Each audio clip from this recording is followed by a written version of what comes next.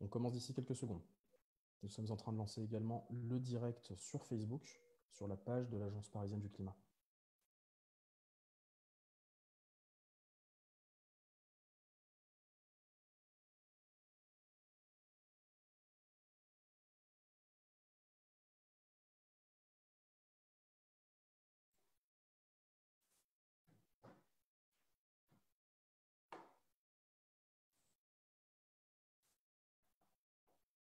Tu as bien le partage d'écran? Tout est bon?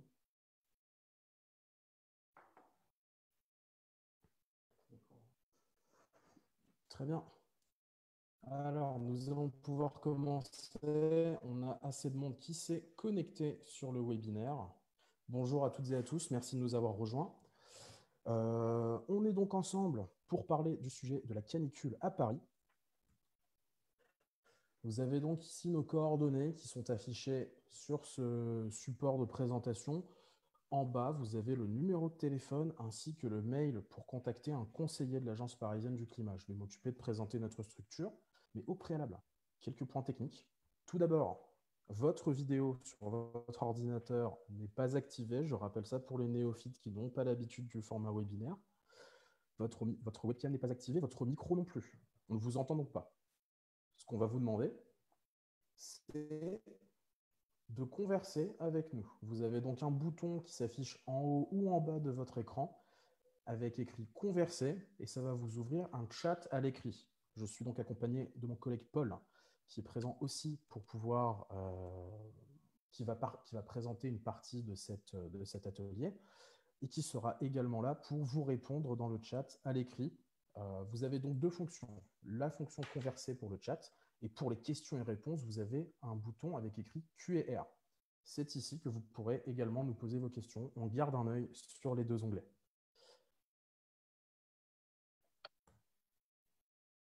On est donc ensemble. J'ai vu quelqu'un qui avait posé la question dans le chat. Nous sommes donc ensemble pour environ 2 heures. On devrait terminer aux alentours de 16h30. Et voilà le programme prévisionnel.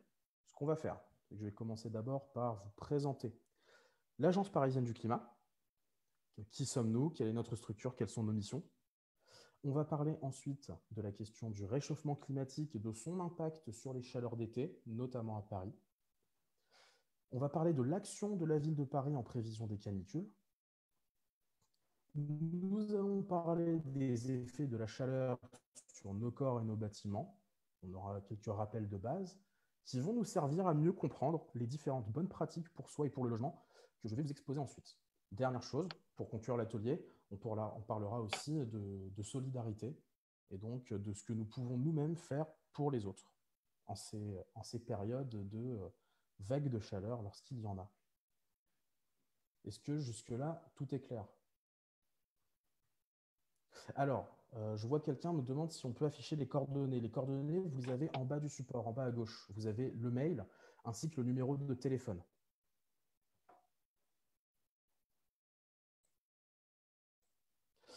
Autre chose, si vous voulez recevoir le support de présentation, vous avez mon collègue Paul qui est en train de mettre dans le chat, dans l'onglet Converser, le lien vers pour nous redonner votre mail et nous signaler le fait que vous voulez recevoir le support.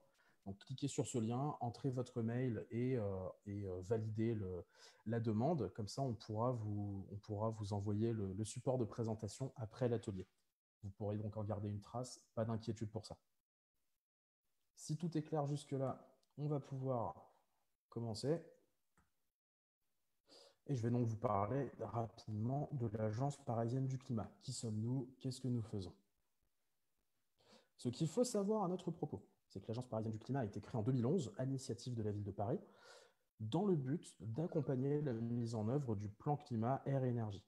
Le plan climat, c'est un texte qui a été voté par les élus de la ville en 2018 et qui contient de très nombreuses mesures concernant la transition écologique et énergétique à Paris.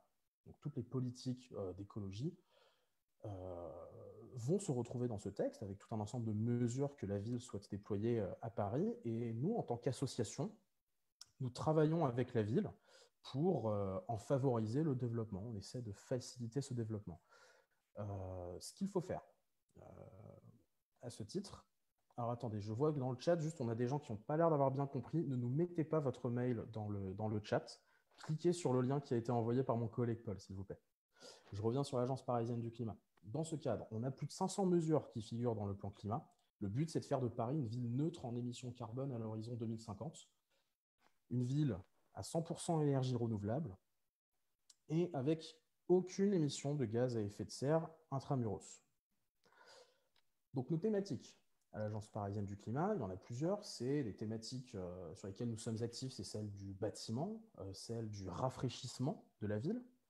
Donc ça, on va avoir l'occasion de beaucoup en parler cet après-midi. Les thématiques de consommation, de zéro déchet, de végétalisation de la ville. On parle aussi on est aussi actif sur les sujets de qualité de l'air à Paris, et on parle aussi du changement climatique dans la ville. Alors, concrètement, ce que nous proposons, on a déjà des actions sur le sujet de la rénovation énergétique. Dans ce cadre, vous pouvez nous contacter, c'est pour ça que vous avez nos coordonnées en bas de l'écran. Vous avez nos coordonnées pour avoir des conseils sur les questions de travaux au sein de votre logement, de votre copropriété. Vous avez envie de faire des travaux, mais vous ne savez pas par où commencer.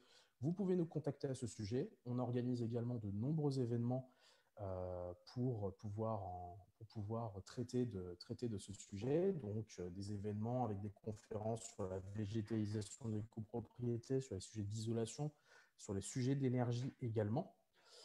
On a un accompagnement personnalisé grâce à la plateforme Coach CoPro, donc avec laquelle vous avez une inscription qui est gratuite, et vous bénéficiez donc de nos conseils qui sont neutres et indépendants sur le sujet de la maîtrise de l'énergie et les sujets des travaux. Vous le verrez, ce n'est pas hors sujet, puisque les travaux, c'est une des façons aussi de se préserver de la canicule. On va avoir avec ça de nombreux articles qui sont publiés au sujet du changement climatique, des actualités sur nos thématiques. On a des guides et des brochures qui sont également édités régulièrement. Et enfin, on a, comme je l'ai dit, de nombreux événements. Donc, il y a un atelier éco-geste à chaque mois. On a 4 cafés climat dans l'année pour comprendre les enjeux thématiques sur le plan climat. On a aussi un défi déclic qui est une sorte de challenge pour vous accompagner dans la réduction des consommations d'énergie et d'eau et dans la transition vers le zéro déchet. Quelque chose qui n'est pas facile, et donc c'est une façon de vous accompagner au long cours à ce sujet. Je vais donc passer la parole à Paul, qui va pouvoir nous exposer le sujet du réchauffement climatique, de son impact à Paris, et notamment sur les chaleurs d'été. Paul, je te passe la parole.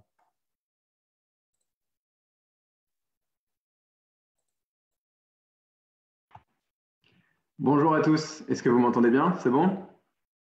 Alors, je m'appelle Paul Boueffard, j'ai une formation d'ingénieur et je suis chargé d'études à l'Agence parisienne du climat, spécialisée dans les problématiques d'énergie et de climat. Et je vous propose donc de faire une petite aparté, une petite parenthèse. Oui, pardon, c'est trop fort, c'est compris. Donc, cette petite parenthèse pour vous donner des arguments scientifiques et techniques pour mieux comprendre les effets du réchauffement climatique et son impact sur les canicules parisiennes.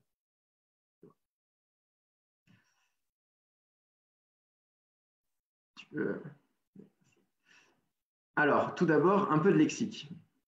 Alors, vous avez certainement dû naviguer à travers le jargon météorologique que vous entendez fréquemment dans les actualités. Pic de chaleur, vague de chaleur, canicule, qu'est-ce que ça veut dire et quelle est la différence entre ces 3 termes?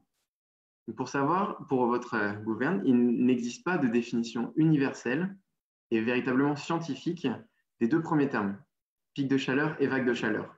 Généralement, pic de chaleur est utilisé quand l'épisode de température est au-dessus de la normale, sans vraiment quantifier de combien de degrés, et sur une période de 24 à 48 heures. En revanche, la vague de chaleur, c'est quand cet épisode est anormalement élevé, mais il est aussi étendu sur une zone géographique qui peut s'étendre sur toute une région ou sur toute la France, et sur une durée supérieure à 48 degrés. En revanche, le terme canicule, lui, est utilisé de manière très précise. Il correspond à des seuils de température et des durées quantifiées et validées par Météo France qui dépendent de chacun des départements. Par exemple, à Paris, on utilise le terme canicule quand la température excède 31 degrés Celsius en journée et ne descend jamais sous 21 degrés pendant la nuit durant 3 jours. Il faut bien noter que cette définition-là est propre au département parisien. Il existe par exemple une autre définition pour le Gard, qui lui a un intervalle de 36 degrés à 23 degrés. Alors maintenant, quels sont les faits? Quels sont les constats et les observations qu'on peut faire factuellement grâce à la station météorologique qui est installée à Paris-Montsouris depuis les années 1869? Donc, vous avez ces deux schémas qui vous permettent de visualiser très concrètement comment est-ce qu'on peut factuellement observer un réchauffement climatique à Paris. Alors, sur le schéma de gauche, vous voyez les anomalies de température par rapport à une normale climatique, c'est-à-dire une température moyenne calculée sur 30 années. Cette normale climatique est réactualisée tous les 10 ans par Météo France et nous avons actuellement comme standard la norme de 1981 à 2010. Et donc, sur ce graphique, vous pouvez voir que depuis les années 2010, non seulement les anomalies de température sont plus fréquentes, mais aussi plus intenses. Maintenant, sur le schéma de droite, vous pouvez voir donc, sur l'axe des abscisses, c'est-à-dire l'axe horizontal, c'est-à-dire le nombre de jours lors desquels la température maximale a excédé les 30 degrés Celsius. Et en ordonnée, en axe vertical, la température moyenne de la période estivale. Vous pouvez ainsi voir qu'un été chaud, ce n'est pas seulement des pics de température très élevés, mais aussi une moyenne sur tout l'été qui est très élevée. Par exemple, en 2003, cette canicule meurtrière n'avait pas seulement des hautes pics de température, mais c'est surtout très étalé, très étendu et en permanence. L'autre conséquence qui est notable sur ce schéma, c'est que depuis 2017, chaque été rentre parmi les plus chauds du siècle. Et que depuis les années 1981, 9 sur les 11 étés les plus chauds ont eu lieu. Et je vous rappelle que la définition d'été, selon Météo France, c'est la période du 1er juin au 31 août.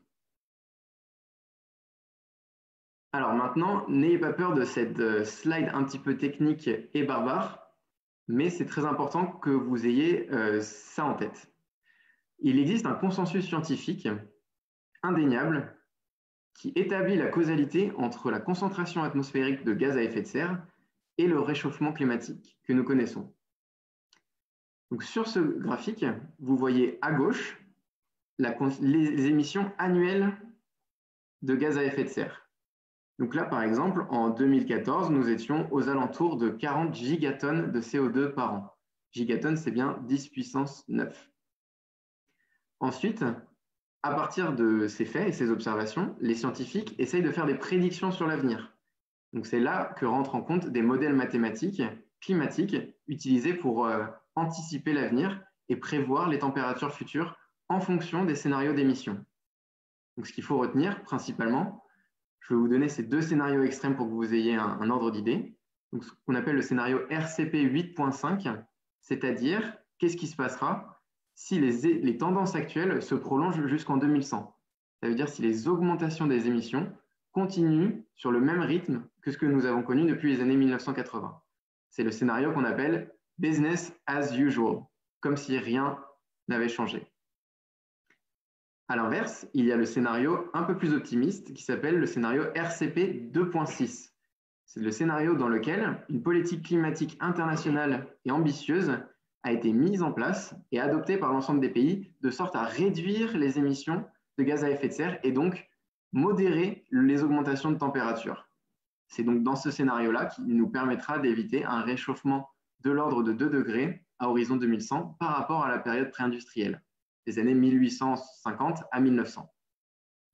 Si vous n'aviez qu'une chose à retenir, c'est plus on émet de CO2, plus il fait chaud, et c'est indéniable et reconnu unanimement par les scientifiques.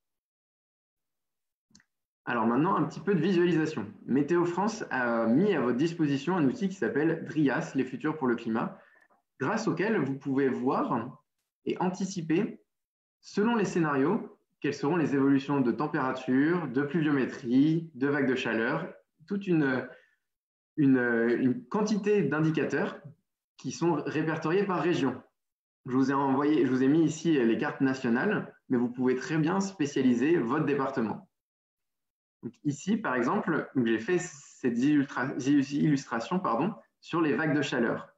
Vous voyez donc à gauche les 3 scénarios dont je vous ai parlé. 2.6, politique ambitieuse, 4.5, modéré entre deux, et 8.5, business as usual. Donc, ce qu'il est frappant de voir, c'est que même dans le scénario 2.6, lors duquel nous aurions hypothétiquement adopté ces mesures ambitieuses, il y aura quand même 4 fois plus de vagues de chaleur à Paris que ce que l'on connaît actuellement. Et vous voyez bien que plus les scénarios sont pessimistes, plus le nombre de vagues de chaleur augmente. Pour le scénario 4.5, qui est quand même un effort politique conséquent pour réduire les émissions, il y aura néanmoins 14 jours de vagues de chaleur en 2100, soit 7 fois plus que maintenant. Et dans le scénario catastrophique, on connaîtra à Paris en 2100 32 jours de vagues de chaleur par été. Et maintenant, autre illustration, la moyenne des températures maximales. Comme je vous ai expliqué, les canicules, ce n'est pas seulement des durées, mais c'est aussi des pics de chaleur. Vous voulez voir, même démonstration, selon le scénario, vous vous rendez compte que la moyenne des températures maximales augmente considérablement selon les scénarios, de plus 1,7 degrés dans les scénarios RCP 2.6 à plus 5,7 degrés dans le pire des cas, le scénario RCP 8.5. Vous pouvez voir aussi les régions qui seront particulièrement touchées par le réchauffement climatique, notamment le Gard, Méditerranée et la région Lot-et-Garonne. Quelle canicule à l'avenir à Paris? Malheureusement, si les tendances se confirment, il est probable que les canicules de 2003, qui a été exceptionnelle non seulement par son intensité et sa chaleur, mais surtout et malheureusement par le nombre de décès qui y ont été induits, risquent d'être assez courantes et communs en 2100. Alors maintenant, petite spécialité à Paris sur le réchauffement climatique. Il faut savoir que ce réchauffement estival est en fait accentué par ce qu'on appelle l'effet des îlots de chaleur urbains à Paris. Voici une petite illustration simplifiée pour vous expliquer la science derrière ce concept, qui vous compare à gauche une zone rurale qui n'a pas été bétumisée, où il y a peu d'activité humaine, principalement composée de végétation, et à droite, une zone urbaine, un petit peu comme Paris. Ce qui se passe, alors, c'est qu'à gauche, pendant la journée, ce qui se passe, c'est que pendant la journée, les rayons solaires contenant de l'énergie sont captés par la végétation, non seulement pour faire de la photosynthèse, c'est-à-dire transformer le CO2 de l'air en oxygène et en eau et permettre aux plantes de croître, mais aussi pour évaporer l'eau qui se trouve dans les sous-sols et sur les plantes par le phénomène de transpiration. En revanche, de journée, n'ayant pas de végétalisation, cette chaleur arrivant des rayons solaires est captée par tous les matériaux et absorbée par la ville. Et cette chaleur-là est malheureusement restituée durant la nuit, contribuant donc à ce qu'on appelle un gradient. Donc c'est une différence de température entre les zones urbaines, où la chaleur a été captée par les matériaux, et les zones rurales, où l'énergie solaire a été convertie par les plantes et donc connaît des températures nocturnes beaucoup plus douces qu'en ville. Pour vous donner une illustration à Paris, vous pouvez voir que les écarts de 5 à 10 degrés sont quand même notables entre Paris et les zones rurales environnantes. Donc, si vous faites ce qu'on appelle une coupe transversale de Paris, de l'agglomération parisienne, vous pouvez voir que par exemple sur la canicule de 2003, il faisait environ 22 degrés pendant la nuit dans la forêt de Rambouillet, alors que sur la capitale, les nuits étaient aussi chaudes et connaissaient des moyennes autour de 26 degrés. Alors, qu'est-ce qui influence cet effet d'îlot de chaleur urbain sur les villes? Il y a forcément la morphologie de la ville, c'est-à-dire comment sont agencés les bâtiments. Il y a aussi la propriété thermique des matériaux qui sont utilisés dans la ville, c'est-à-dire que l'asphalte, par exemple, ce qu'on utilise pour faire du béton, a une capacité à absorber la chaleur beaucoup plus grande qu'un autre revêtement qui, lui, pourrait plus la réfléchir. Et enfin, ce qu'on appelle les modes d'occupation des sols, d'où l'intérêt de végétaliser les grandes villes pour annuler la quantité de matériaux capables de stocker de la chaleur et augmenter le nombre de végétaux et permettre donc de capter cette énergie solaire. Donc voilà, j'espère qu'avec toutes ces informations, vous êtes maintenant un petit peu plus armé scientifiquement pour comprendre le réchauffement climatique et ses effets sur les canicules parisiennes. Je vous remercie de votre attention.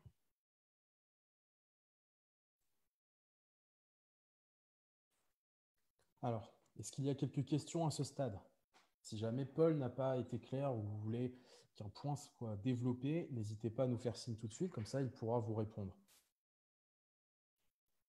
Je vois notamment une question de Sylvia. Alors, je ne sais pas si Paul aura la réponse à celle-ci. Sylvia demandait, le bâtiment météo est fermé à Montsouris. Est-ce que les appareils de mesure sont automatisés, Paul? Oui, elles le sont.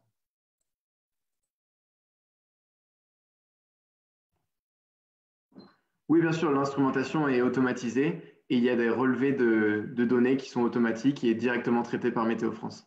La station, bien que extrêmement ancienne, datant de 1869, une des plus vieilles de France, la station a été bien évidemment actualisée et rénovée avec les technologies du jour depuis.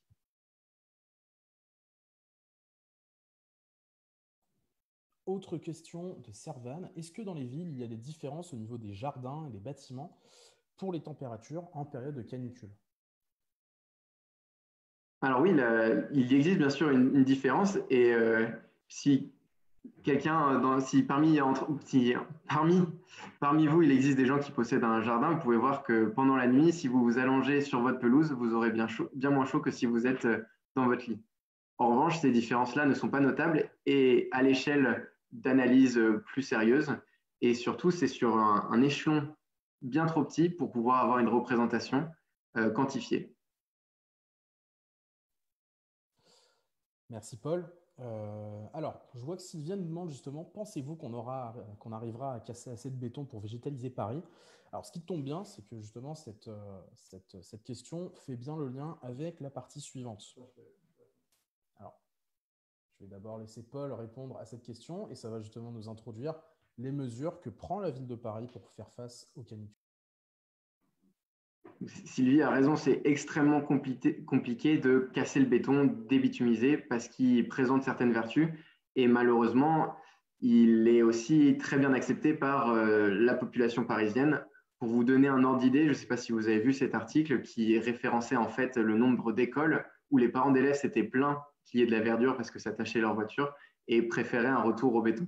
En revanche, il existe des initiatives qui ont eu pour objectif de casser ce béton, notamment un réaménagement d'un parking à Aubervilliers qui s'appelle Lisière Tierce Forêt. Je vous enverrai le lien dans la conversation, où c'est un groupe de 2 architectes et une responsable d'association qui a transformé ce parking délabré en lieu de vie avec un nouveau revêtement et ils ont planté 70 arbres.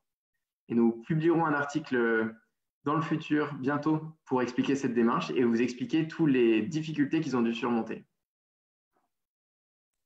Merci Paul. Donc, je vous disais, effectivement, ça introduit le sujet de ce que fait la ville de Paris en prévision des canicules. En fait, on a des mesures d'adaptation de la ville qui sont assez nombreuses, que je ne vais pas forcément toutes détailler parce qu'elles dépassent un petit peu du cadre de l'atelier. Mais pour répondre sur le sujet sur lequel vous nous interrogez, Sylvia, il est prévu effectivement de débitumiser un maximum la ville. Alors, est-ce qu'on arrivera à le faire assez? Le sujet n'est pas forcément que celui de la débitumisation. Il s'agit aussi d'utiliser des revêtements qui ne soient pas imperméables à l'eau. Le fait d'absorber l'eau, par exemple, lors des pluies, permet également de rafraîchir la ville. On va avoir le sujet de la rénovation des bâtiments. Donc ça, je ne le développe pas, je vais y venir.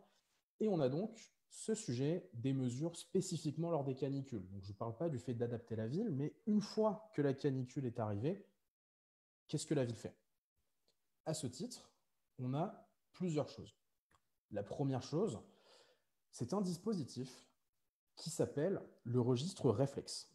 Le registre réflexe, c'est une inscription que vous pouvez réaliser auprès de la ville, je vais vous expliquer comment après, dont le but est de recenser les personnes fragiles, les personnes en situation de vulnérabilité, peut-être parfois isolées, donc des personnes qui souffrent de maladies, peut-être des personnes âgées ou en situation de handicap, et qui, lors de crises qui peuvent survenir dans la ville de Paris, donc ici le sujet c'est la canicule, mais ça peut être d'autres problèmes, comme par exemple des crues de la Seine, par exemple, En cas de problème, la ville est en capacité de prendre contact avec ces personnes-là en priorité. Donc, comment est-ce qu'on s'inscrit? L'inscription, elle est effectuée soit par la personne elle-même, qui entend parler du dispositif. Donc, peut-être que certaines personnes qui assistent à ce webinaire pourront le faire lorsque nous aurons terminé. Mais ça peut être aussi une inscription effectuée alors, avec l'accord de la personne concernée, mais l'inscription est effectuée à ce moment-là par le représentant ou la représentante légale ou par simplement une personne de son entourage. Ça peut être un voisin qui le fait avec l'accord de la personne concernée, ça peut être une personne de votre famille, par exemple. En cas de souci, du coup, donc ici en cas de canicule, la personne inscrite au registre réflexe sera contactée par des agents mandatés par la ville de Paris. Ça se fait en cas de déclenchement du plan canicule. Le déclenchement du plan canicule, c'est un dispositif qui est géré par l'État, donc par la préfecture, et qui, en cas de canicule, déclenche un plan avec toute une série de mesures pour mettre les différentes communes et l'État en action et réagir à la situation de canicule. Alors ici à Paris, en cas de déclenchement du plan de canicule, on a notamment les agents de la ville de Paris qui s'occupent immédiatement de prendre contact avec les personnes inscrites au registre réflexe pour des messages de prévention, donc leur rappeler certains conseils alors de base, mais qu'il est nécessaire de marteler dans ces périodes-là, ne serait-ce par exemple que le conseil de penser à s'hydrater. Je reviendrai sur ces sujets-là par la suite. Et pour un accompagnement personnalisé. Si on se rend compte que certaines des personnes inscrites au registre réflexe ont un souci particulier lié à leur logement, lié à leur situation personnelle qui fait qu'elles risquent d'être plus vulnérables que les autres en période de canicule, la ville est en capacité de déclencher une action, un accompagnement personnalisé pour venir en aide à la personne en difficulté. Donc l'inscription, elle se fait de trois façons. Elle peut se faire en mairie d'arrondissement, elle peut être faite en appelant le numéro suivant, c'est le 3975, ou elle peut être réalisée en ligne. Ça, c'était le premier dispositif, celui du registre réflexe. Deuxième dispositif, c'est celui des îlots de fraîcheur. Comme je vous l'ai expliqué au tout début, la ville cherche à mener des politiques d'adaptation au changement climatique en débitumisant, en essayant d'utiliser de plus en plus, il y a des expérimentations qui ont été menées et qui sont amenées, qui vont être appelées à se développer dans la ville de Paris pour des revêtements dans les rues qui ne sont plus imperméables. On va aussi chercher à végétaliser de plus en plus. Ça va être notamment le sujet des réaménagements de cours d'école de Paris, donc avec les cours Oasis, où on va les végétaliser, on va changer les revêtements dans la cour pour créer des espaces de fraîcheur. Alors, petite pause. Est-ce que tout le monde m'entend correctement? Je vois une personne qui me signale dans le chat qu'on m'entend pas bien.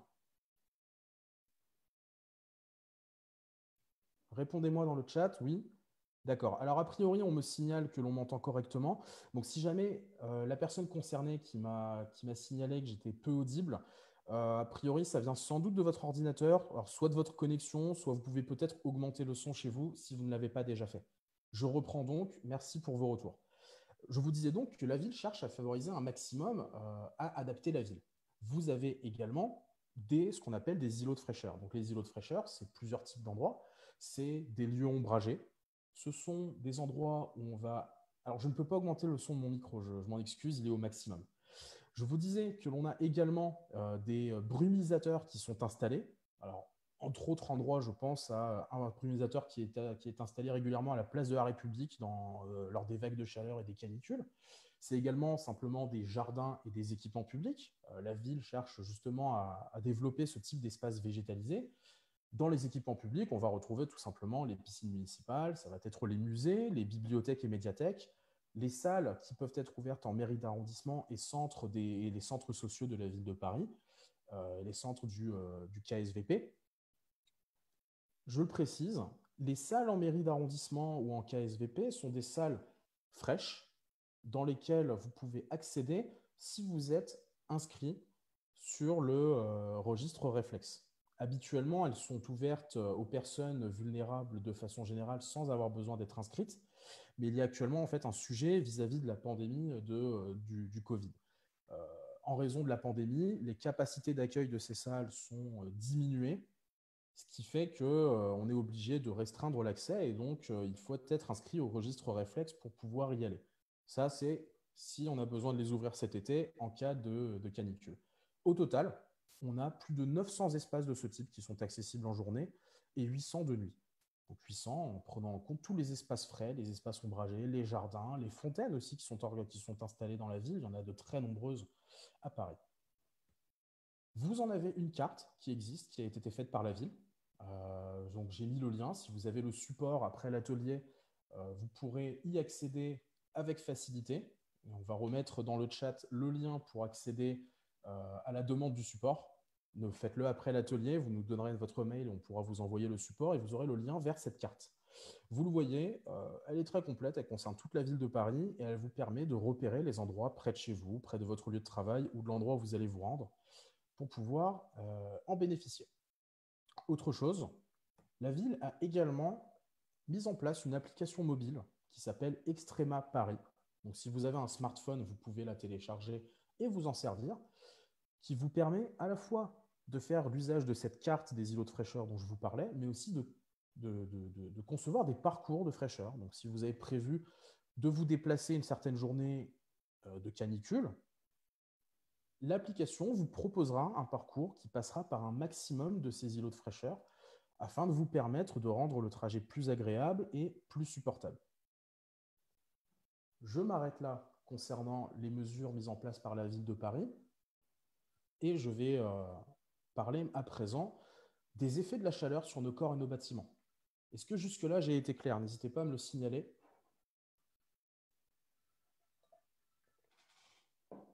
Bon, ça a l'air d'aller. Donc les effets de la chaleur sur nos corps et nos bâtiments. En fait, on a deux choses dont il faut parler ici. La première chose, c'est que je vais vous expliquer les bases de ce qui est le confort thermique. Et ensuite, on va parler de la façon dont se réchauffe un bâtiment.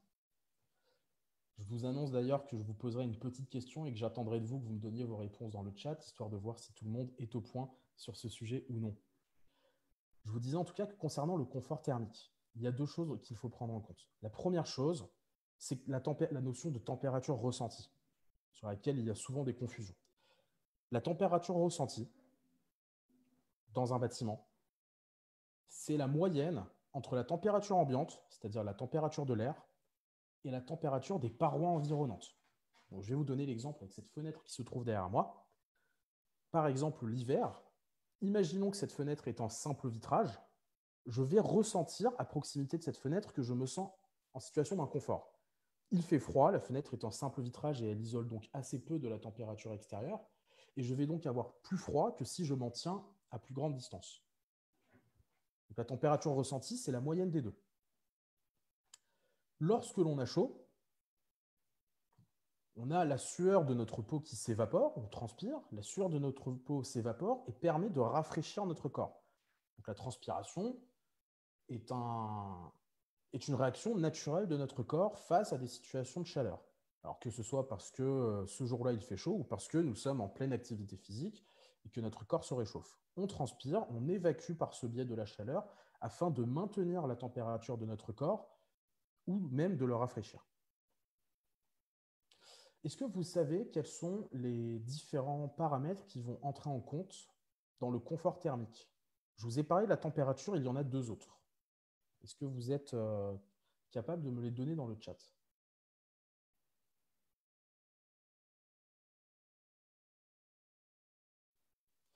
Alors, il y a une personne qui me parle de l'inertie du bâti. Alors, c'est vrai, mais en fait, l'inertie va jouer sur la température. Je vais en parler après. En fait, Servan et Charlotte ont parlé de l'humidité. C'est effectivement à ça que je pensais. C'est le deuxième paramètre, c'est l'humidité. Il y a un certain taux d'humidité à maintenir dans votre logement qui se trouve, pour vous donner une fourchette un petit peu large, entre 35 et 70%. 70%, c'est quand même déjà assez élevé, hein, mais quand vous êtes avec un air trop humide, c'est-à-dire au-delà de 60-70%, l'air trop humide va ralentir l'évaporation de la sueur. Comme je vous l'ai dit, on transpire et c'est l'évaporation de cette transpiration qui nous permet de nous rafraîchir et de maintenir la température de notre corps. Donc ça, c'est le premier point, c'est qu'avec un air trop humide, l'évaporation de la sueur est ralentie et ça va donc créer de l'inconfort. Avec un air trop sec, là c'est assez simple, l'air trop sec va un petit peu assécher notre bouche et notre gorge et donc créer également un inconfort.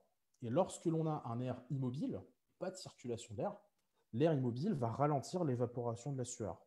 Donc Will, qui nous a parlé dans le chat de la vitesse de l'air, a tout à fait raison. Le troisième paramètre pour le confort thermique qui va influer sur ce confort, c'est la circulation de l'air. Est-ce que l'on a des courants d'air? Est-ce que l'on sent tout simplement, quand vous êtes à l'extérieur et qu'il fait chaud, en général, vous vous sentez plus à l'aise lorsqu'il y a une petite brise qui passe que lorsqu'il n'y en a pas. Donc vous avez la température, le taux d'humidité et la vitesse de l'air. Deuxième chose, comment se réchauffe un bâtiment? Alors là, pareil, je vais vous demander de me répondre dans le chat. Dites-moi, qu'est-ce qui vous vient dans les paramètres qui vont faire qu'un bâtiment se réchauffe, que la température dans le bâtiment va monter? Et je vais vous donner les réponses ensuite.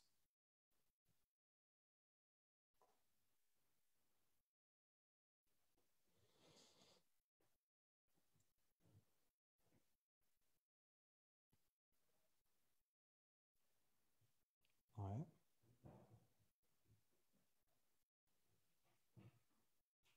Alors, pas mal de personnes me parlent des matériaux du bâtiment. Ça peut être un des paramètres.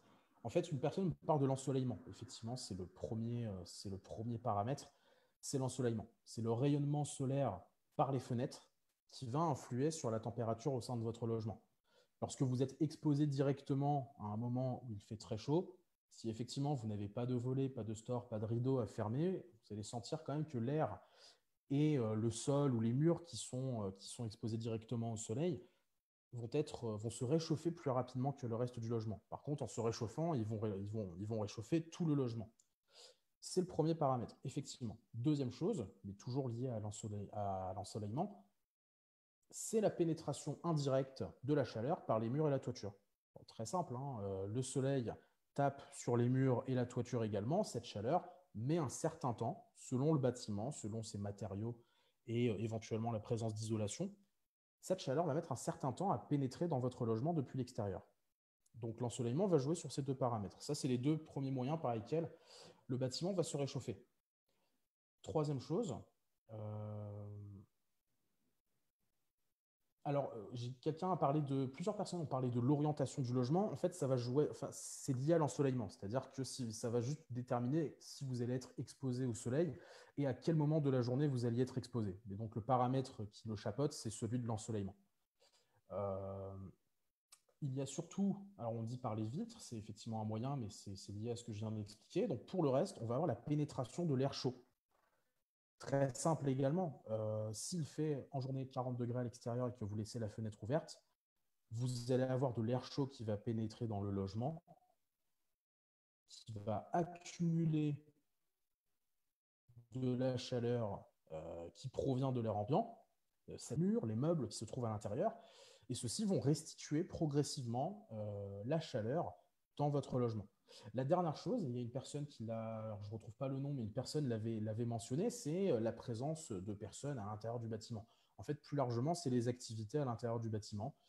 Je vous donne un exemple assez simple. Enfin, je pense que tout le monde le comprend très bien, hein. Vous êtes beaucoup trop de personnes à l'intérieur du métro, par exemple.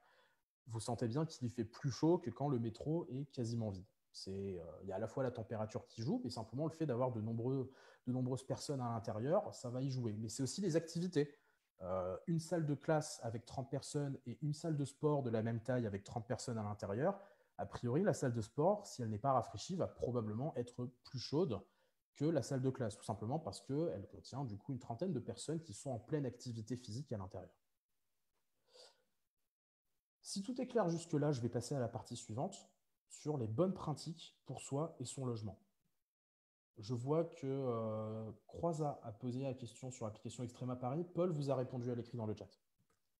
Donc les bonnes pratiques pour soi et son logement. On va avoir plusieurs choses qui vont émerger. La première, ça va être des préconisations individuelles. Je vais parler du logement ensuite, mais la première chose, c'est de savoir soi-même comment est-ce qu'on peut s'adapter à ce contexte de pic de chaleur, voire même de canicule. Comment est-ce qu'il faut correctement y réagir? La première chose, c'est de manger. De manger quelque chose que l'on a tendance à oublier, notamment parce que l'on peut avoir moins d'appétit à un moment où il fait chaud. Mais l'activité de notre corps qui essaie de garder une température constante, ou en tout cas de nous rafraîchir, consomme également de l'énergie. Par la transpiration, on évacue beaucoup d'eau. C'est pour ça qu'il faut s'hydrater, je vais en parler juste après. On va évacuer beaucoup d'eau, mais ça implique aussi de perdre des minéraux au passage. Donc il faut penser à manger, ne pas sauter les repas. En revanche, il faut adapter ce que l'on va manger, éviter les repas lourds.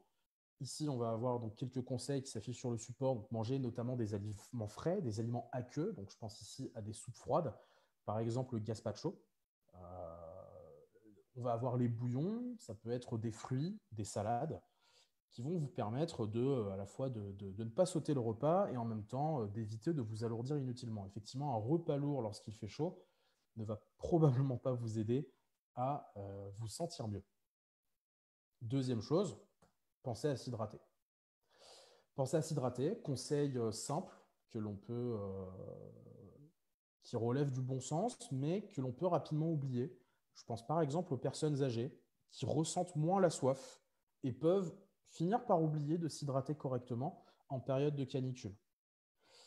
Donc pensez à s'hydrater correctement, mais ne pas se contenter d'étancher sa soif. Alors je ne vous parle pas de vider plusieurs bouteilles d'eau, il ne s'agit pas de boire à l'excès, mais buvez plus qu'il en faut pour étancher votre soif, puisque vous allez également transpirer du fait de cette chaleur et vous allez donc vous déshydrater rapidement si vous ne buvez pas assez. Pourquoi est-ce que je précise le type de boisson à boire? Je vous parle de boire chaud à petite dose. Ça peut être utile parce que boire chaud va nous faire suer. Donc, je pense par exemple à boire du thé, tout bêtement. Ce n'est pas non plus un hasard si des peuples comme les peuples Touaregs qui vivent dans les déserts et par des températures très chaudes vont boire chaud, vont boire du thé. Ça permet à notre corps d'augmenter sa température et donc de suer. Comme je l'ai expliqué tout à l'heure, la transpiration est un moyen pour notre corps de nous rafraîchir. En revanche, il faut éviter de le faire à l'excès. C'est pour ça que je précise bien qu'il faut boire chaud, mais à petite dose, puisque à force de transpirer, on peut finir par se déshydrater, comme je l'ai expliqué juste avant. Boire très frais, ça procure une sensation de fraîcheur immédiate. Le problème, c'est que ça envoie de mauvaises informations à notre corps. Notre corps, en buvant très frais, va interpréter cela comme le signe qu'il peut stopper ou ralentir la transpiration. Et donc, ralentir la transpiration, ça implique que l'on va moins bien évacuer la chaleur corporelle. Ce que je vous recommande donc, c'est de boire frais, mais pas trop frais, pas très frais, pas glacé. Évitez la technique de la bouteille d'eau que vous mettez quelques minutes au congélateur. Ça n'est pas une bonne idée, c'est beaucoup trop frais. Buvez frais, buvez tiède, afin de vous déshydrater, mais de continuer à transpirer. Alors, c'est le fléau des salles de réunion ou des transports publics que celui de la transpiration, mais en l'occurrence, je le rappelle, c'est une réaction naturelle de notre corps et c'est celle qui nous permet de faire face à la chaleur. Dernière chose, deux autres choses. Première, éviter la consommation d'alcool. Alors, je ne développe pas. Si le but est de se rafraîchir, ça n'est pas la meilleure piste, en dépit de certaines publicités qui peuvent laisser penser le contraire. Donc, évitez la consommation d'alcool, limitez la consommation d'alcool. Et la dernière chose, vous pouvez aussi mouiller directement votre corps. Alors, ça ne remplace pas le fait de boire, certainement pas, mais vous pouvez profiter d'un brumisateur comme ceux qui sont installés par la ville, mais vous pouvez aussi avoir le vôtre chez vous. Vous pouvez prendre une douche tiède ou fraîche, mais certainement pas glacée, pour la même raison qu'il ne faut pas boire glacé, afin de également, vous pouvez vous mouiller les bras, vous pouvez vous mouiller la tête aussi, par exemple, ça fonctionne bien. Ce sont d'autres moyens de se rafraîchir. Deuxième chose concernant les préconisations individuelles, ça va être la question des vêtements que vous allez porter. On vous recommande donc de porter moins de couches de vêtements pour mieux évacuer la température corporelle. Alors attention, quand je vous dis moins de couches de vêtements, c'est pour limiter l'isolation qu'elle procure. C'est-à-dire, là, typiquement, je porte une petite chemise par-dessus mon t-shirt. S'il fait 10 degrés de plus, ce n'est pas une bonne idée. La chemise va justement procurer une petite isolation supplémentaire et va me donner un peu plus chaud que nécessaire. Donc s'il fait plus chaud, je tombe cette chemise et je reste avec mon t-shirt. Si vous êtes chez soi, profitez-en pour le faire également. Attention, quand je parle de ça, ça ne veut pas dire se dévêtir. Ça ne veut pas nécessairement dire qu'il va falloir retirer tous vos vêtements. Je pense par exemple au fait de se promener torse nu dans la rue, pour une raison simple. Les vêtements arrêtent et renvoient une partie du rayonnement solaire. Donc par climat chaud et sec, on va avoir plus chaud si on est nu que si l'on est vêtu. En revanche, par climat humide, ça peut être utile de retirer un maximum de vêtements pour faciliter l'évaporation de la sueur. C'est pour ça que je vous ai dit que portez moins de couches de vêtements. Si vous êtes chez vous, profitez-en, effectivement, vous vous sentirez plus à l'aise. C'est du conseil de bon sens, mais qu'il est nécessaire de rappeler et de vous expliquer pourquoi j'en parle. Donc vous mettre torse nu, non, pas une bonne idée. Deuxième chose, portez des vêtements amples. Les vêtements trop proches du corps vont ralentir l'évaporation de la sueur. Privilégiez des matières comme le coton, le lin, le chanvre, qui absorbent bien la sueur.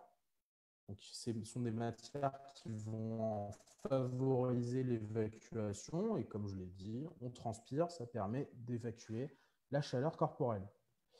Privilégiez les couleurs claires. Les couleurs claires, elles vont réfléchir une partie du rayonnement solaire ou une partie du rayonnement qui est renvoyé par les murs depuis le soleil.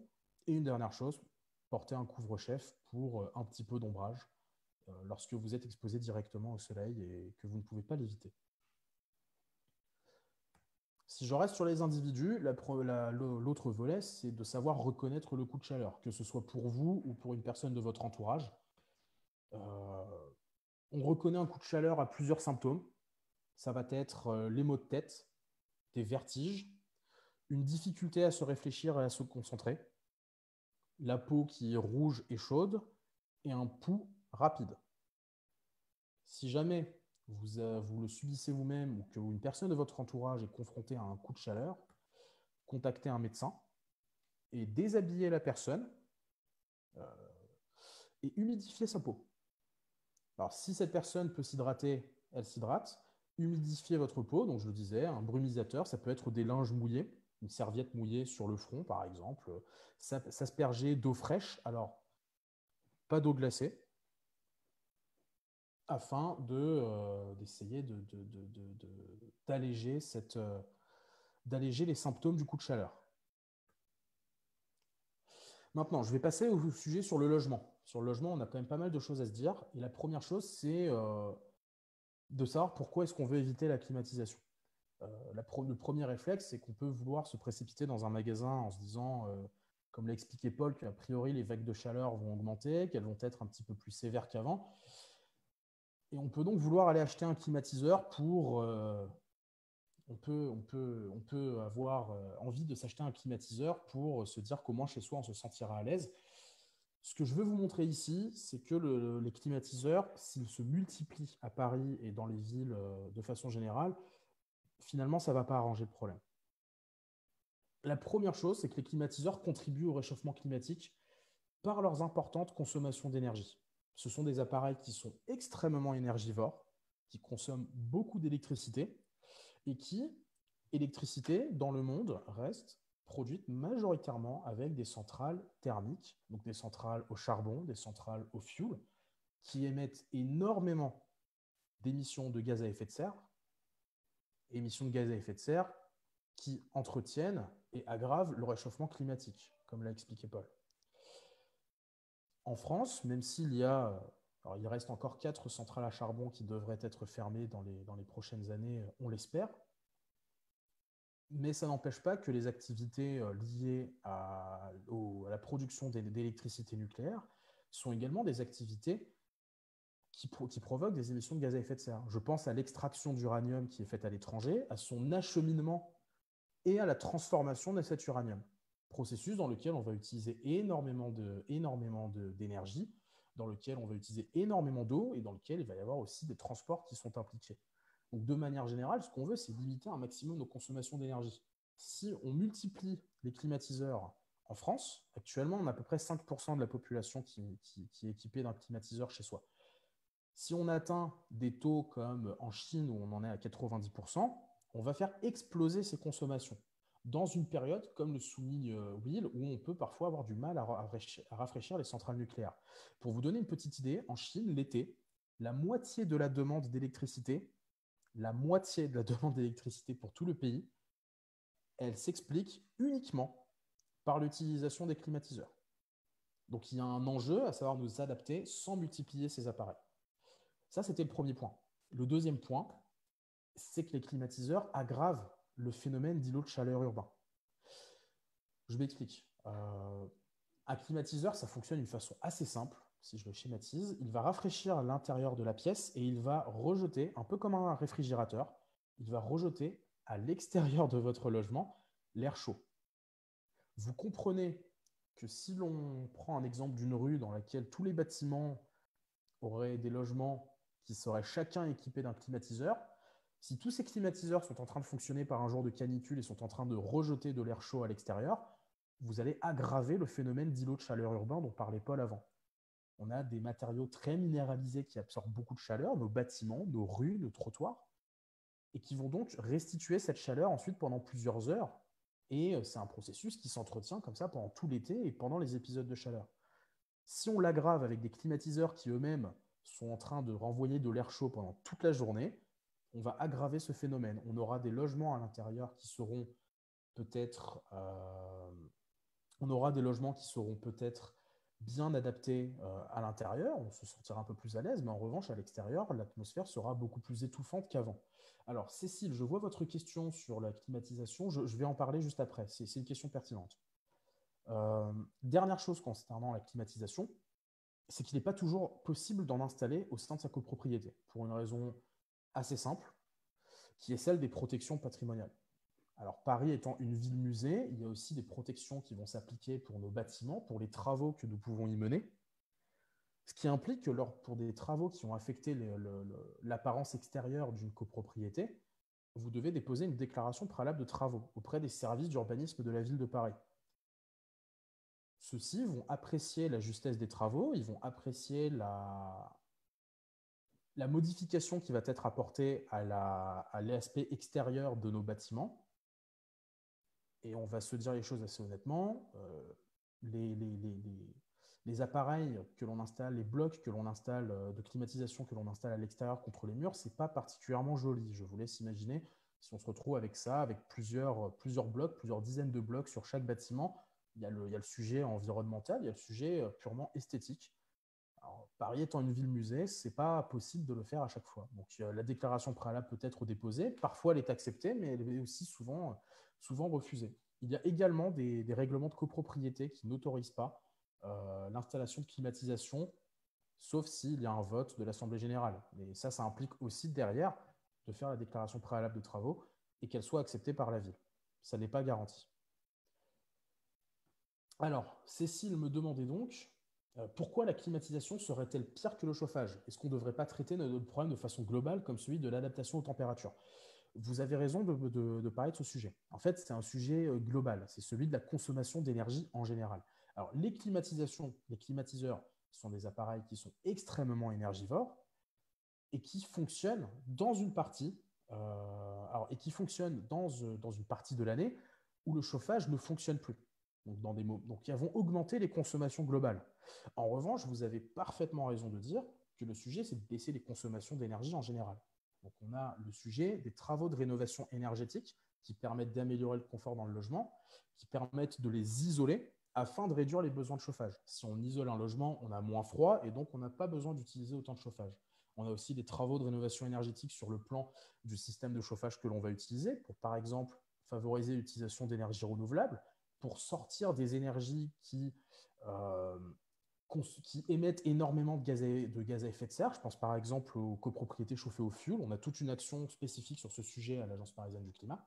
Donc c'est un sujet global. Mais en revanche, les climatiseurs restent un problème spécifique puisque c'est une consommation d'énergie qui n'existait pas pendant l'été, qui se développe rapidement dans certains pays occidentalisés comme en Europe, qui sont encore peu équipés, mais dans lesquels on voit qu'il y a des bons sur les ventes qui laissent penser que l'utilisation de ces appareils va augmenter très très rapidement. Si jamais vous avez déjà un climatiseur chez vous, je vais quand même en parler, on a un sujet par rapport au Covid actuellement. Je le rappelle, hein, la propagation une chose que l'on sait actuellement sur le virus, c'est qu'il se propage notamment en milieu confiné et notamment lorsque l'on a dans les gouttelettes. dans les gouttelettes et les aérosols. Ça pose donc un problème avec les climatiseurs. Donc, première chose, c'est de rappeler le respect des gestes barrières. Donc, si on présente des symptômes, on reste chez soi en contact son médecin. La séparation de la distanciation physique entre les personnes, le port du masque, se laver les mains régulièrement au savon ou avec du gel hydroalcoolique. Mais si jamais vous avez déjà un climatiseur, on s'est basé sur un avis du Haut Conseil à la santé publique qui parlait spécifiquement de ce sujet et de leur utilisation. Je ne parle pas des climatiseurs qui se trouvent en bureau ou dans les commerces, qui fonctionnent d'une manière assez différente et qui sortent du cadre de cet atelier.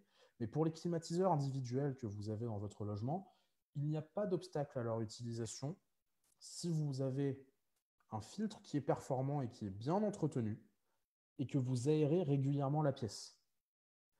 En revanche, concernant le ventilateur, il convient d'éviter de l'utiliser si plusieurs personnes se trouvent dans la pièce, même avec des masques. En fait, vous allez créer un déplacement d'air qui peut favoriser la propagation de l'épidémie.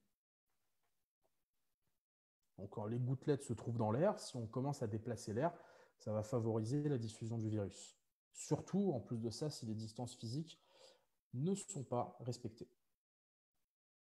Alors, Choisy demande, peut-on développer un réseau de puits canadiens à Paris? Alors, un réseau, je ne sais pas, peut-être que Paul aura un élément pour compléter, mais en revanche, le principe du puits canadien qui consiste à aller prélever de la fraîcheur dans le sol et de la restituer à l'extérieur est déjà utilisé sur certaines expérimentations qui ont été menées par la ville avec certains îlots de fraîcheur, justement, qui ont installé des sortes de bancs ces bancs sont eux-mêmes rafraîchis, avec une installation autour, sont eux-mêmes rafraîchis en suivant le principe du puits canadien. Bon, si on a terminé sur la climatisation, je vais en venir au conseil pour votre logement. Comment est-ce qu'on fait? Alors, on n'a pas de climatisation. Comment est-ce qu'on fait pour s'adapter au contexte de chaleur à Paris? Jusque-là, tout est clair? N'hésitez pas à me le signaler dans le chat si jamais il y a des points qu'il faudrait que je développe sur ce que j'ai expliqué jusque-là. Ça va? Ça a l'air d'aller. Je vous en remercie. Donc la première chose, vous allez voir, hein, sur les conseils que j'ai à vous donner, on est sur beaucoup de choses de bon sens. Mais en revanche, si chacun de ces conseils sont accumulés et bien mis en pratique, vous allez voir quand même la différence par rapport à s'ils ne sont pas du tout appliqués. La première chose, en fin de compte, si on veut éviter d'avoir trop chaud chez soi, c'est de conserver la chaleur hors de son logement. Donc ça va impliquer deux choses. D'abord, c'est les travaux de rénovation. J'en ai un petit peu parlé. On a les travaux d'isolation des murs et de la toiture. L'idée ici, c'est qu'une isolation qui a été bien pensée va ajouter de l'inertie à vos murs et à votre toiture pour absorber plus de chaleur. Donc l'inertie, c'est la capacité d'un matériau, d'un bâtiment, à absorber la chaleur et à restituer cette chaleur par la suite. Lorsque l'on a une grande inertie, on a une grande capacité d'absorption de la chaleur. Donc quand je vous parle d'une isolation bien pensée, il s'agit à la fois d'adapter l'isolant choisi par rapport aux matériaux de votre mur, c'est le premier sujet, et il s'agit de choisir des isolants qui vont être denses et qui vont permettre d'avoir des propriétés de déphasage intéressantes. Je pense notamment, ce ne sont pas les seuls, mais ils en font partie, à certains isolants biosourcés. Donc, comme par exemple le béton de chanvre, comme la fibre de bois, qui vont permettre de déphaser l'entrée de la chaleur. Donc la chaleur pénètre, les rayonnements solaires vont taper sur les murs, vont traverser progressivement ce mur avec une certaine rapidité ou une certaine lenteur selon les matériaux du mur, qui va plus ou moins absorber la chaleur, et vont ensuite devoir traverser une couche d'isolation. Certains isolants vont vous permettre de retarder encore la pénétration de la chaleur dans votre logement. La deuxième chose, c'est que lorsque l'on fait des travaux sur l'isolation des murs ou de la toiture, on va aussi devoir avoir une attention spécifique à l'étanchéité de l'air pour éviter les infiltrations d'air chaud. Donc, lorsque l'on n'a pas de ventilation chez soi, on fait installer un système de ventilation, puisque avec les travaux d'isolation, on va boucher toutes les entrées d'air naturelles qui existaient sur les bâtiments anciens. Donc, on va créer des entrées avec des ventilations mécaniques, des VMC. Donc l'étanchéité à l'air elle est très importante, puisque si on n'a pas une bonne étanchéité à l'air lorsque l'isolation est installée, on va avoir des infiltrations d'air chaud, et comme je l'ai expliqué tout à l'heure, c'est un des facteurs qui participe à réchauffer le logement. De l'air chaud pénètre à l'intérieur, va réchauffer les murs et les meubles qui se trouvent dans votre logement et qui vont ensuite restituer la chaleur pendant un petit moment. Donc concernant ces travaux, et de manière générale sur tous les sujets de travaux de rénovation énergétique, contactez-nous. On pourra vous faire bénéficier de nos conseils personnalisés, neutres, gratuits et en toute indépendance. Alors, Dali me demande quel gain en degré avec une isolation de mur et en toiture. C'est très difficile de répondre à cette question pour une raison simple, c'est que tout dépend de l'isolation et du bâtiment, de l'orientation du bâtiment, des matériaux dont sont faits votre mur, de l'isolation que vous allez installer. C'est très difficile de l'estimer comme ça. En revanche, avec un projet qui est personnalisé et un petit peu développé, ça fait partie du type d'études qui peuvent être menées par un bureau d'études pour vous donner une idée de la façon dont votre confort en sera amélioré. Donc n'hésitez pas à nous contacter pour en parler un peu plus en détail. Deuxième chose, les travaux de végétalisation du bâti et de cours intérieurs. La végétalisation, elle nous permet de nous rafraîchir grâce au phénomène d'évapotranspiration. L'évapotranspiration, c'est la façon dont les végétaux vont absorber une partie de l'humidité, donc notamment des précipitations, et vont ensuite l'évacuer. Les plantes vont évacuer cette humidité, et en évacuant cette humidité, elles vont refroidir leurs propres feuilles et l'air ambiant qui entoure ces plantes. Donc ça, c'est la première chose, c'est qu'à part le phénomène d'évapotranspiration, elles vont rafraîchir l'air ambiant. Donc on parle de végétalisation que l'on fait sur la toiture, sur les murs, sur la cour intérieure, et donc elles vont rafraîchir les murs, la cour intérieure, la toiture. La deuxième chose, c'est tout simplement c'est qu'en végétalisant le bâtiment, on va créer de l'ombre. On va empêcher dans les zones ombragées d'absorber les rayonnements solaires. Dernière chose, et c'est peut-être le conseil le plus évident, c'est d'installer des brises-soleil. Alors c'est le nom pompeux pour parler des systèmes de type volets, persiennes et tous les systèmes de ce type. Donc installer des brises-soleil, des volets chez vous, c'est possible à Paris avec une déclaration préalable de travaux, mais c'est tout à fait possible de le faire. Et je ne peux que vous recommander de le faire. On en voit encore trop de bâtiments à Paris qui ne sont pas équipés tout simplement de brise-soleil. Pourquoi est-ce que je parle de brise-soleil et pas de store? On a Will qui nous dit dans le chat et aussi les stores. Les stores, c'est également une option, tout comme les rideaux en fait, hein. Vous pouvez vous servir de store et de rideau. C'est moins efficace parce que c'est le store ou le rideau, vous le mettez à l'intérieur. Vous avez donc déjà une partie de cette chaleur et des rayonnements solaires qui ont déjà pénétré à l'intérieur du logement. Alors, ils vont être partiellement retenus par les stores ou les rideaux, mais pas totalement. Ce qui est le plus efficace, c'est de les retenir dès l'extérieur du logement. C'est pour ça que je vous dis que les volets, ça reste quand même beaucoup plus efficace. Et deuxième chose, pour garder la chaleur la chaleur hors du logement, donc gardez vos stores, vos rideaux, vos volets fermés, notamment aux heures où vous êtes les plus exposés. Deuxième chose. Alors, vous m'entendez toujours correctement? Je fais la vérification, hein. Ouais? Ok, ça a l'air d'aller. Je vous en remercie. Très bien, merci pour vos retours. Alors, deuxième chose. On a un sujet spécifique sur les apports de chaleur intérieure. Je vous l'ai dit tout à l'heure, en fait, hein, quand on a listé les facteurs qui font qu'un logement se réchauffe, il y a les activités à l'intérieur. Il y a les activités à l'intérieur du logement. Donc les activités, c'est donc tous les apports de chaleur intérieure, et ça va se faire par plusieurs moyens. Ça va être l'eau chaude sanitaire, donc tout le réseau d'eau chaude sanitaire qui circule dans le logement. Ces tuyaux sont chauds et donc vont apporter une certaine chaleur aussi à l'intérieur du logement. C'est la cuisson des aliments, donc les plaques, le four éventuellement si vous l'utilisez. Ça va être les apports humains. Comme je l'ai dit, hein, on a un corps qui est chauffé à 37 degrés. Lorsque l'on a chaud, notre corps se réchauffe également et cette chaleur, on la dégage. On évacue cette chaleur. Ce qui implique bien que quand vous avez de nombreuses personnes au sein d'une pièce, effectivement, il y fait plus chaud. Et surtout, on a la moitié des apports de chaleur intérieure qui proviennent de nos appareils électriques. Je pense notamment à l'éclairage, je pense au multimédia ou encore à l'électroménager. la moitié de cette chaleur intérieure vient des appareils électriques. Donc, plus encore que pendant le reste de l'année, il faut faire attention à nos éco-gestes. Je le rappelle, on fait des ateliers éco-gestes chaque mois, donc si jamais vous les connaissez mal ou vous souhaitez les réviser, n'hésitez pas à vous y inscrire pour le prochain, qui sera à la rentrée a priori. Mais donc, on a plusieurs choses. La première, c'est pour les ampoules, remplacer les ampoules halogènes par des ampoules LED.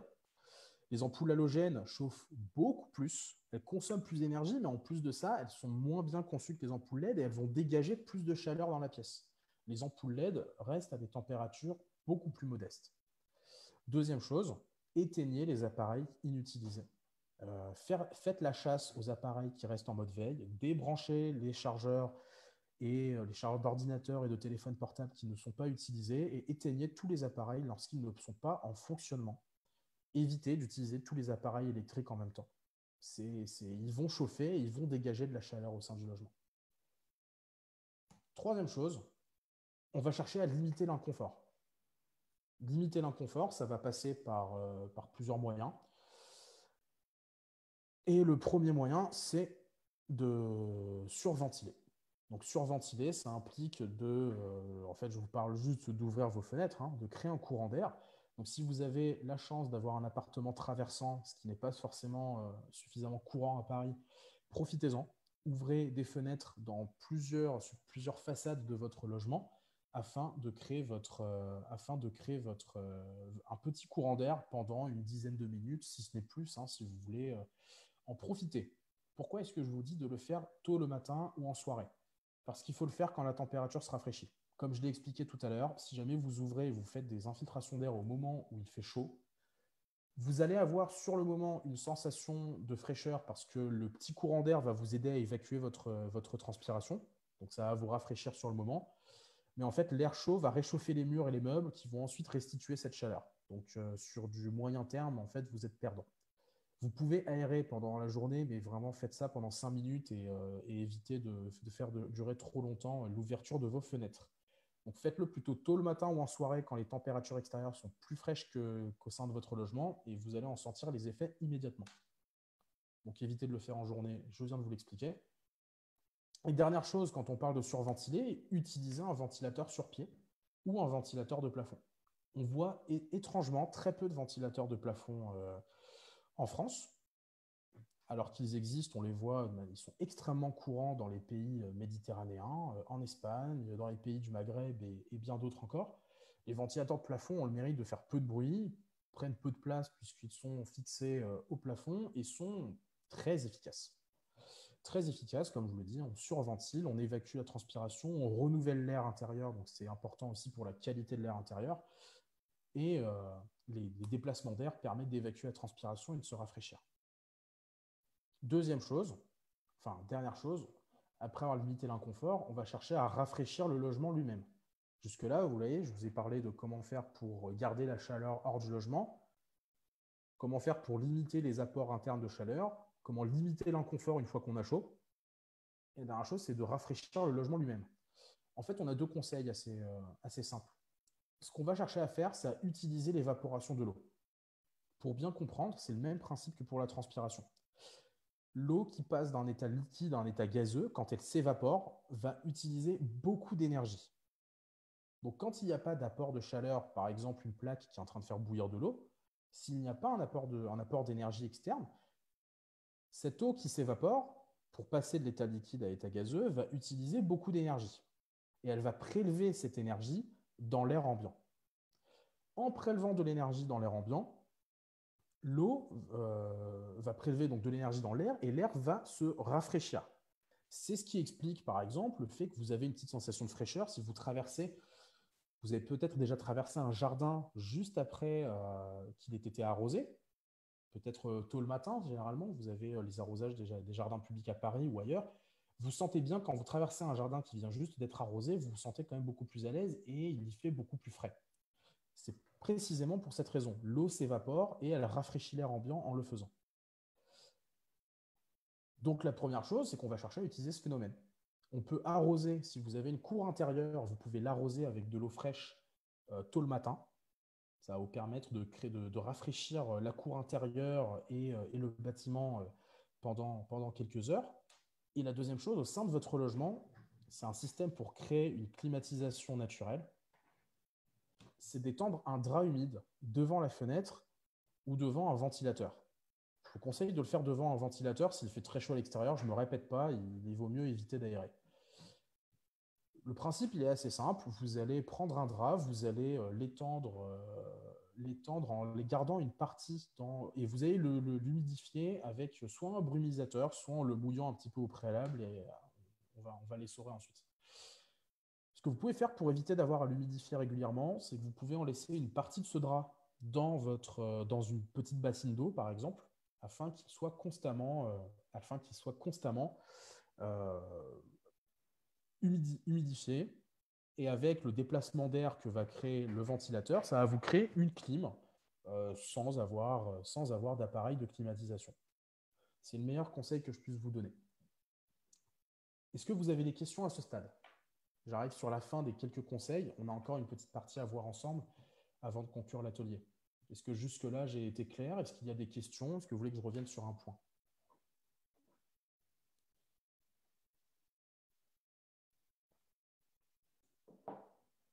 Non, ça a l'air d'aller. Eh bien, c'est parfait. Alors, des plantes aux fenêtres. Alors, il faut quand même avoir beaucoup de plantes pour vraiment permettre de rafraîchir le logement. En fait, si vous mettez des plantes chez vous, ça va peut-être permettre de créer de l'ombrage. Moi, je vous conseille surtout de penser à la végétalisation de votre bâtiment. Ça va être beaucoup plus efficace. Des plantes aux fenêtres vont peut-être permettre de créer un peu d'ombrage. Elles vont peut-être légèrement rafraîchir. Bon, je pense quand même que la technique du drap humide va être quand même beaucoup plus efficace dans ce cas-là. Alors, un conseil pour dormir au frais. Un conseil pour dormir au frais, ça ne sort pas du cadre de ce que je viens de vous expliquer. Simplement, appliquez ces conseils justement avant de vous coucher. Donc, typiquement, le fait de surventiler votre logement avec de l'air frais avant d'aller dormir. Le drap humide, alors pas le drap humide dans le lit, non, ça c'est pas forcément ça va pas forcément beaucoup vous aider. Par contre, rafraîchir votre appartement justement avant d'aller vous coucher, ça va vous permettre de vous sentir plus à l'aise. Je n'ai pas de conseils plus spécifiques que ceux que je viens de vous donner. Au travail, comment est-ce qu'on fait Alors bon, là, on sort un peu du cadre du logement, mais finalement, c'est les mêmes principes. Au maximum, si vous avez des volets, fermez-les, surventilez avec un ventilateur si vous êtes seul dans la pièce. Je le rappelle, il y a quand même le contexte de Covid, donc ça crée des contraintes. J'en suis désolé. Euh, appliquer, enfin, les différents conseils que je vous ai donnés pour le logement vont s'appliquer au lieu de travail, alors dans la limite de votre marge de manœuvre. C'est pas forcément, on n'a pas forcément autant de liberté au travail que chez soi, mais faites-le au mieux. Alors, que pensez-vous des volets de type italien avec l'ouverture vers le bas? Alors, je ne vois pas de quel type de volet vous me parlez dans l'immédiat. Mais de toute façon, alors, si jamais il s'agit de vous répondre entre différents types de volets, n'hésitez pas à nous contacter. Je le rappelle, vous avez nos coordonnées en bas à gauche du support afin que l'on puisse vous répondre.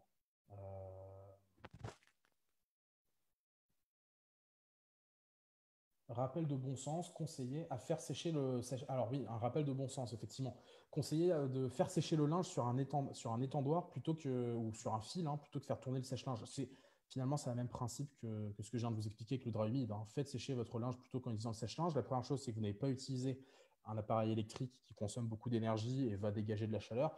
Et en plus de ça, effectivement, on revient sur la technique du drap humide. Vous allez créer de la fraîcheur chez vous.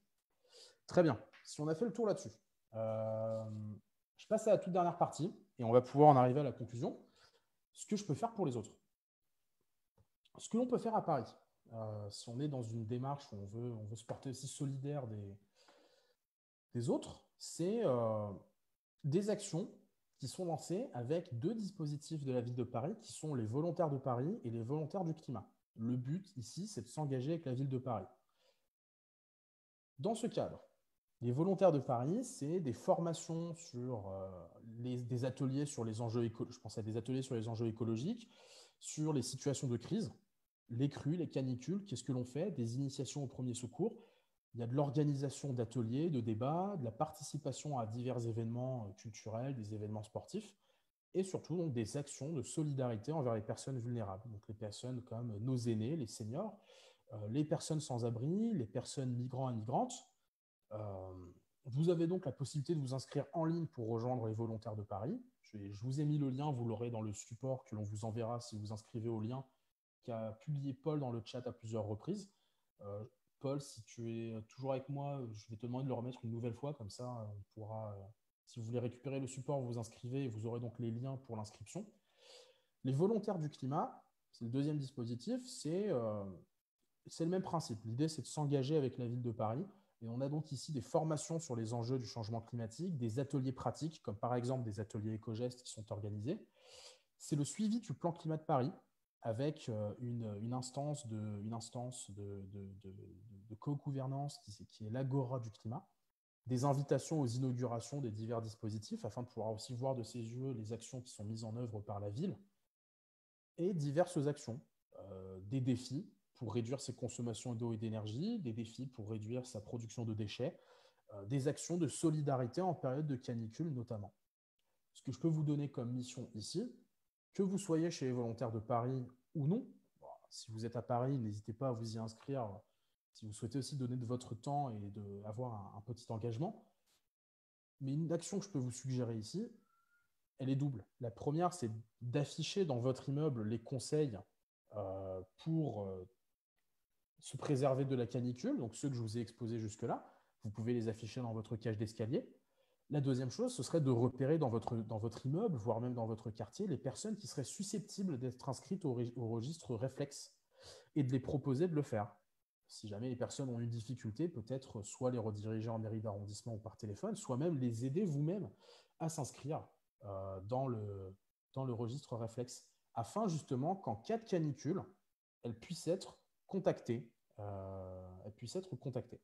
Alors, Sylvia me demande le lien du registre. Le lien du registre, je l'avais mis un petit peu plus tôt dans le support. Alors, on ne va pas vous le mettre dans le chat, mais demandez le support sur le lien qu'a mis Paul juste au-dessus et vous aurez le lien sur le petit fichier PowerPoint que l'on vous transmettra. Alors, Julien me demande s'il y aurait des affiches toutes faites avec les conseils canicule. La ville de Paris en a fait, qui concerne les conseils individuels, de penser à s'hydrater, d'adapter son alimentation. Je pourrais vous l'ajouter dans le mail que je vous enverrai ensuite avec le support. Avec plaisir, je vous le mettrai. Oui, Aroa Croisa pose un peu la même question et quel support on aura à communiquer. Ce que je vous propose donc, c'est qu'avec le PDF que je vous enverrai de la présentation que je viens de vous faire, je vous mettrai également des supports que vous pouvez afficher dans votre immeuble et que vous pouvez diffuser autour de vous. N'hésitez pas à le faire, vous avez raison de le demander. Très bien. Écoutez, si à ce stade, il n'y a pas d'autres questions, on termine un petit peu plus tôt que prévu. Je vous remets une dernière fois les coordonnées de l'Agence parisienne du climat. Vous avez donc le mail info-conseil@apc-paris.com pour nous contacter si vous avez la moindre question concernant des travaux dans votre logement, dans votre copropriété, pour maîtriser vos consommations d'eau et d'énergie ou vous adapter à la canicule. N'hésitez pas à nous contacter à ces sujets-là. Et le numéro de téléphone pour prendre un rendez-vous. Donc l'idée, c'est que si vous avez une petite question rapide, passez par mail. Si vous souhaitez qu'on en discute de vive voix plus longuement, vous prenez un rendez-vous et puis on pourra se bloquer un créneau pour échanger pendant 30-40 minutes et vous répondre oralement à toutes vos questions. Très bien. Je vois manifestement, il n'y a plus de questions. Paul, est-ce que tu as vu encore quelques questions? Sinon, on va conclure. Alors, j'en vois deux. Quelles améliorations peut-on obtenir avec le dry Comme je vous l'ai dit, c'est difficile d'estimer le gain de température qu'on peut avoir. Alors, dans les chiffres que j'ai vu passer, on peut y gagner 1 à 2 degrés au sein de son logement. Mais c'est toujours difficile de répondre précisément là-dessus. Autre question? Non. Je n'en vois pas d'autres. Conseillez-vous un nébulisateur? Alors, je vous dis tout à fait honnêtement, je ne connais pas cet accessoire. Voilà, désolé. Je pourrais voir si je peux vous insérer des éléments dans le mail que je vous enverrai ensuite. Très bien. Merci en tout cas d'être venu assister à ce webinaire. Et n'hésitez pas à nous contacter et on vous enverra le support en fin de journée ou demain matin ou plus tard.